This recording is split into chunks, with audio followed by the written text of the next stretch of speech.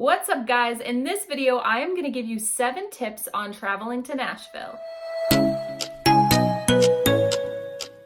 Okay, so this video is going to be short and sweet. I was collecting some ideas and thoughts about a video, and I thought, what better way to help you guys than actually give you some tips that I have learned from all of the traveling that I do. And I really think that you can apply all of these things on your next trip down to Music City. Before we get into the video, if you haven't yet, please click that little subscribe button to my channel. And if you want to know every single time that I post a new video, click that notification bell and it will notify you every single time one of my videos has been published.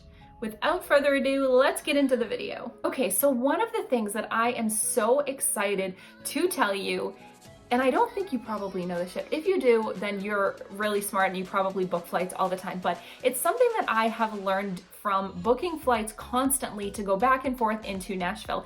The best day of the week that you can book your flight, not to actually fly out on, but to be in front of your computer booking your flight, is a Tuesday.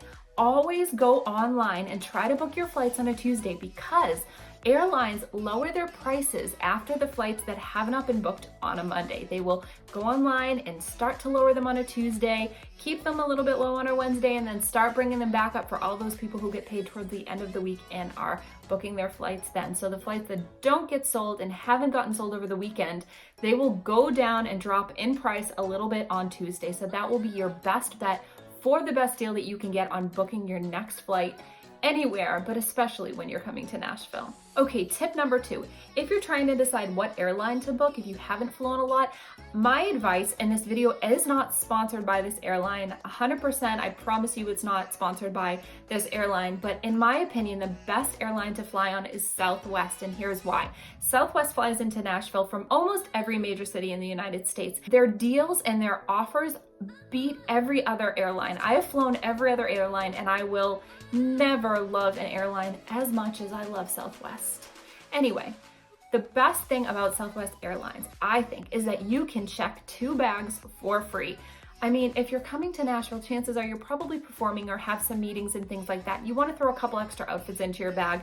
Why not go the extra mile and bring a second bag, check it for free on Southwest Airlines. The other cool thing is Southwest does not charge you to change a flight. They will only charge you whatever fee the price has gone up to, but they will not charge you a base fee like most other airlines do. So if you're down in Nashville, you get offered an extra meeting or an extra lunch with somebody or an extra performance with someone, and you're wishing you could switch your flight to stay a couple extra days, Southwest has got you covered. So my advice is to always book Southwest when flying into Nashville. Okay, the next tip.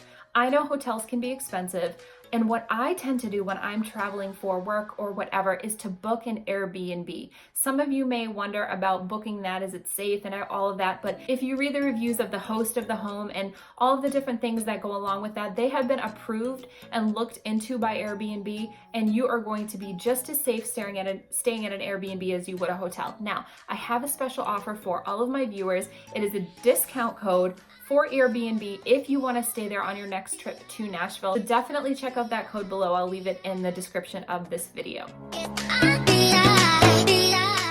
Okay, next. This is a really cool app that I've discovered. A friend of mine recommended it to me, and if you are a user of Google Chrome, you have to install the Honey app to your computer. Again, this video is not sponsored by Honey. I am just a true blue user of this app because it has saved me so much money over the years, and it's super easy. Once you've installed the Honey extension onto your Chrome intranet, you will be able to use it to save yourself money on whatever website you are purchasing something on. So what it will do is it will generate every coupon code that could possibly save you a discount and automatically apply it when you are checking out. You just have to click that little H logo in the corner to make sure that every one of the coupons has been applied and searched for. And I promise you, you will be saving so much money.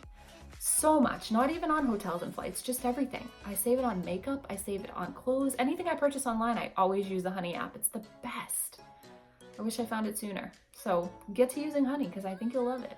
Okay, getting back to traveling to Nashville, one of the things that I recommend to you is to save money by not renting a car. There are so many opportunities for public transportation in downtown Nashville. There are bike rentals and golf cart service and Uber and taxis and everything that you could possibly dream of. So save yourself a little money on renting a car and parking, and look into all of the different forms of transportation that Nashville has to offer. Trolleys, buses.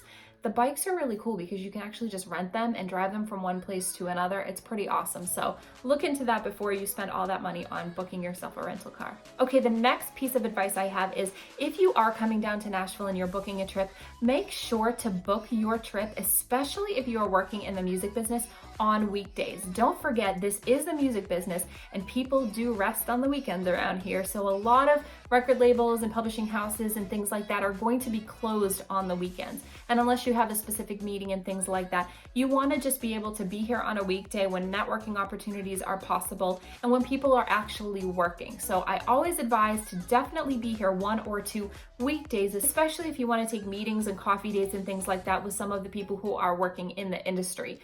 I like my weekends to myself, and I always try to make my meetings and book my things on weekdays. So that's a big key piece of advice if you are trying to book an upcoming trip to Nashville. Okay, the last tip I have for you today is when you are booking your next trip to Nashville, definitely check the music industry calendars, meaning check to make sure that it isn't like in a major award weekend where everyone in the industry is out of town. Like if it's the ACM Awards, those are typically held in Vegas and people are not going to be in Nashville, or if it's the Grammy Awards or the Oscars or whatever it may be that may take a lot of the industry outside of Nashville.